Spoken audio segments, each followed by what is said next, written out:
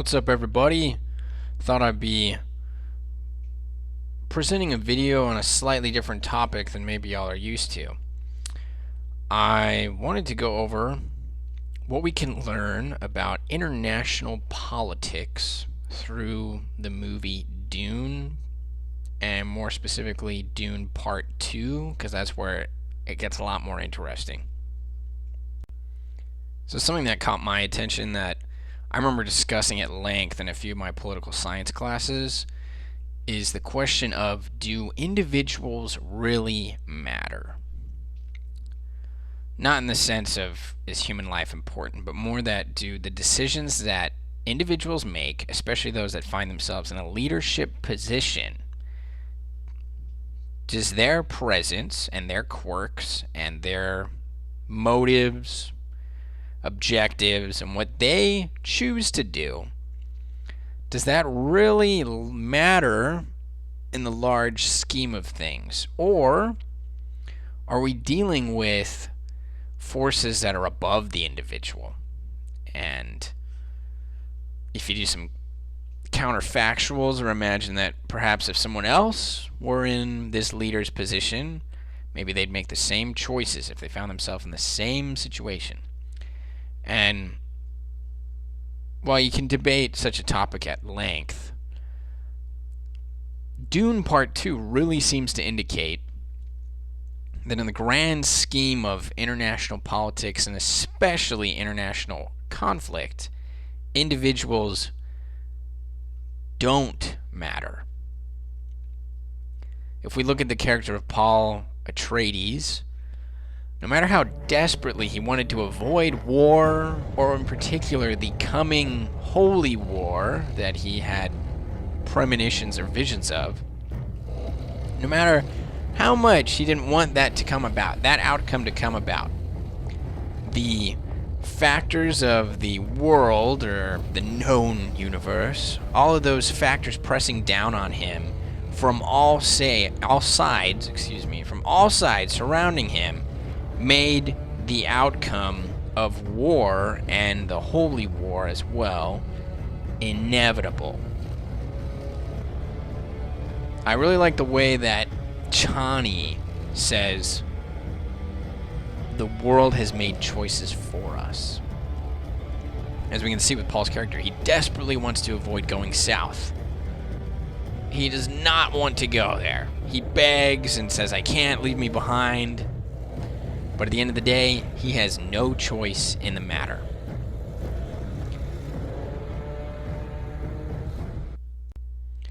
Perhaps to some degree, Paul found himself rationalizing and thinking, maybe if I go south, I can guarantee an imperial peace of sorts and avoid the coming calamity. And while he has control over many things, he has control over his faction. He does not have control over the other nations or the great houses and how they might react to him taking power. They rejected his legitimacy, and the result was something that Paul could not control.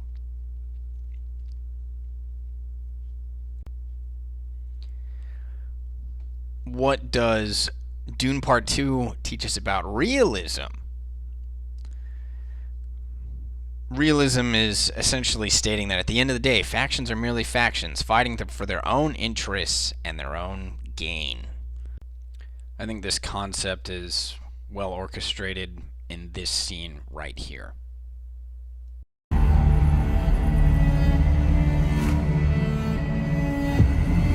You should have believed. You chose the wrong side. Side? You of all people should know. There are no sides, Reverend Mother. The troops on the ground might buy into the wider ideology,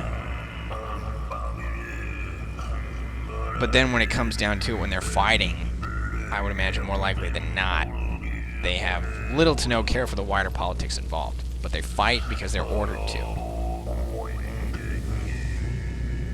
At the top, the leadership and factions and special interests that are really pulling the scenes or pulling the strings on what's happening.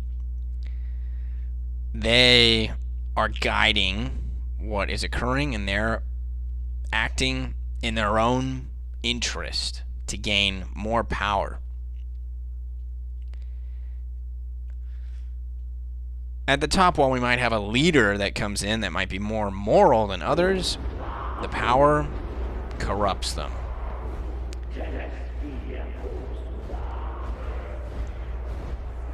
In the case of Dune Part 2, we see that the Bene Gesserit are the ones that are really pulling the strings on a lot of things.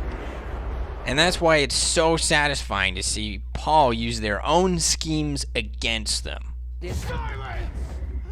But Paul, now being in a situation where there are no checks on his power, the absolute power has corrupted him absolutely. Without checks and balances, leadership will fall from grace. And then we have that whole complicated dynamic where by utilizing the Bene Gesserit's own schemes, Paul himself even knows that the myths and religion and beliefs established by the Bene Gesserit are false. They're a fabrication. There is no Lisan al-Gaib.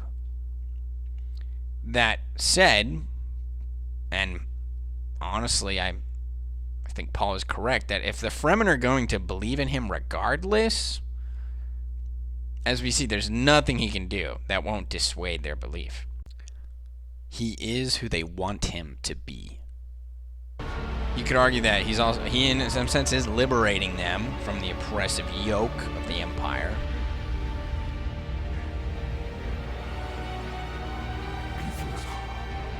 At the end of the day, what else was he supposed to do?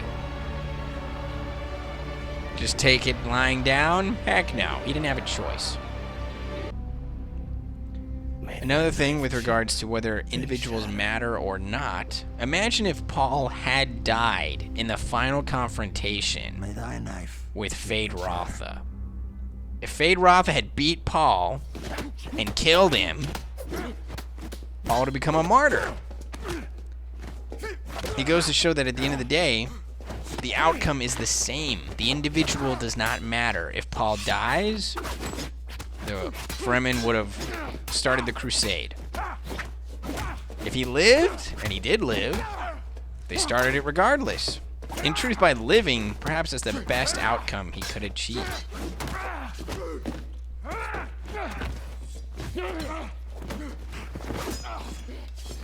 And I find it interesting that by beating Feyd-Rautha, a Harkonnen, that power vacuum, Paul fulfills it and ultimately becomes no different than a Harkonnen.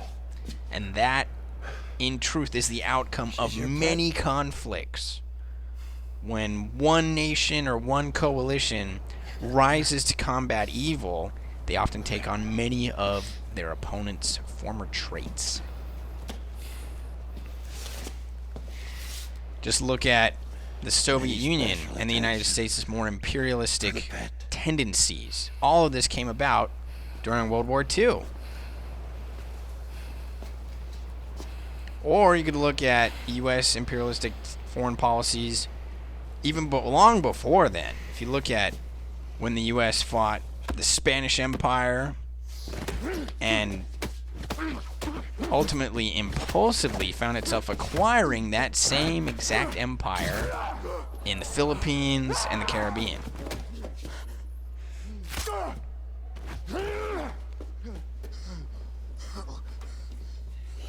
I will note, though, at the end of the day, despite factions of any conflict having their flaws, you will still find one that is likely slightly or somewhat more redeemable than the other. The Harkonnens are pure evil. The Fremen might be misguided, but they're better led, more genuine, and not pure evil. For these very reasons, that's why checks on power, checks and balances, are of utmost importance.